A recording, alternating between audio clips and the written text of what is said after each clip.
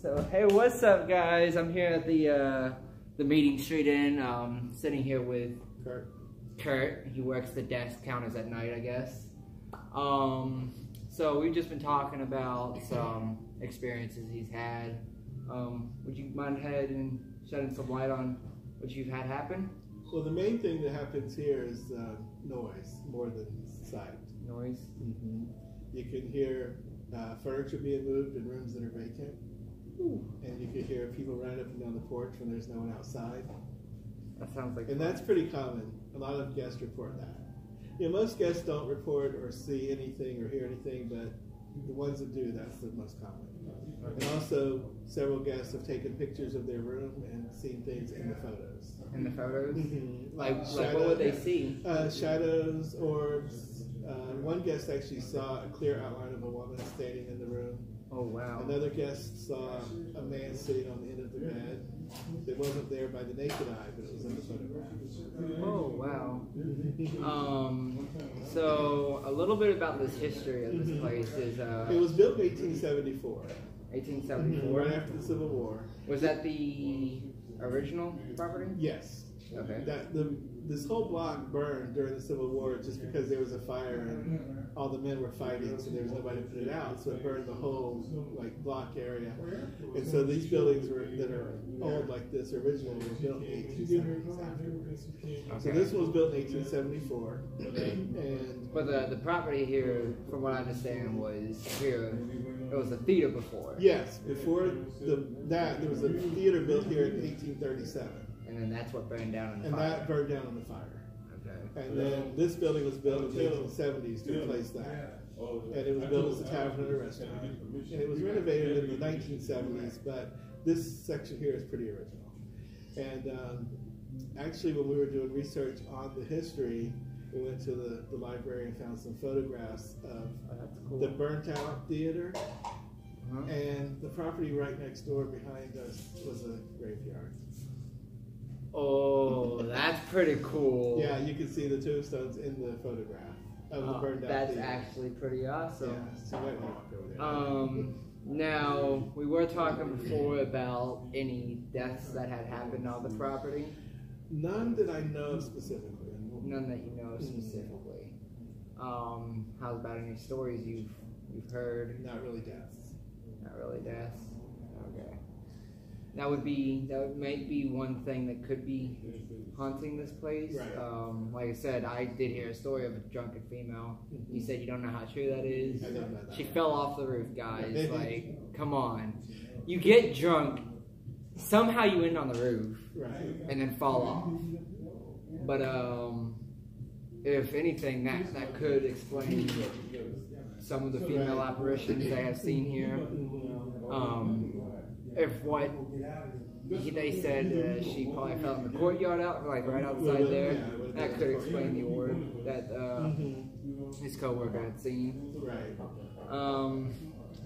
So since we know don't really know of any deaths on the property, we'll just have to try to figure out then what else could be causing these hauntings. I always associated the graveyard next door. Could be the graveyard.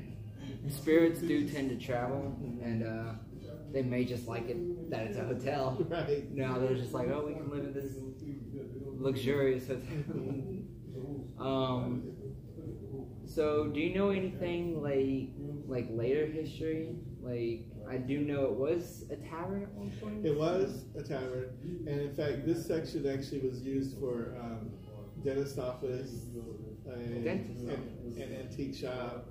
Yeah, because the back part was in disrepair. So this section here, which is the oldest section, was used for all those things. In fact, about 10 years ago, an old woman stayed with us. And she told us that when she was a little girl, her father was the dentist who had this office. This was his office, cool. And she actually lived with her family in the rooms above us. Yeah, and if I'm not mistaken, the third floor was actually the living quarters for the guy who originally built this. I believe so, yes. His house. And so I'll see if I can't go up there, maybe try to sweep the area with the EMF and hopefully capture something. The second floor, which is the room you're going to be in later, Yes. that, when I started working here, was not a bedroom. It wasn't? No, we used it as meeting space. There was no bed in there. Nobody stayed there overnight. It was just like a meeting table, chairs. But we could sit here at night and hear people moving the chairs around and moving the furniture around. See, I would have been the one to run upstairs and Right. bust in that door and be like, who's moving my chairs? Yeah. So that room has had, since I've been here, which has been a while, that room above us where you're going to be has had a history of being noisy. Okay, I'll make sure to try to keep an eye out. I do have 2 EVP recorders going on up there right now. Good. One sitting in the closet, and like I said, I did get a reading with my EMF as I entered the closet. And there was a guest not too long ago who stayed in that room, and she came and told me that she felt like she didn't want to go in the closet, so she put her clothes on the end of her bed. She didn't want to go in the closet. And she felt like when she was in the bathroom brushing her teeth or brushing her hair, someone was watching her. She didn't feel frightened by it. She just felt like there was a female watching her brush her teeth. So, now, hopefully this female, because sometimes ghosts are picky and they won't really... Right. Some may appear to men, while others will keep themselves completely hidden. Actually, that is true. We've had other reports that, for example, a couple would stay, male-female couple, and the next morning the men's toiletries would be moved. Like his toothbrush, his razor would be moved, maybe from next to the sink to further away or to the nightstand. She just wanted to mess with them. Right, and that's happened several times where only the husband's items were moved, not the wife's. See, maybe that ghost thinks that the wife's stuff is hers. Could be. But, well, I'm going to conduct this investigation tonight. Hopefully I can find some evidence to why it's haunting. I do have a Ouija board, and so I will be conducting a session with that and trying to get in contact with the spirit here and maybe see why she's staying here. Right. Because there's not really much we know about spirits and what they see, because to them this may be a whole different area than what we think it is as here. For example, the Dock Street Theater over on Queen Street is the oldest theater in America, and they had a spirit, a gentleman that appeared to be walking on his knees across the balcony. And when they did research to do renovation, they found out that the original balcony was 3 feet lower. So he wasn't walking on his knees. He was walking on where the original balcony was. It was just the new balcony appeared to cut him off at the knees. But in his world, he was still walking on the original level.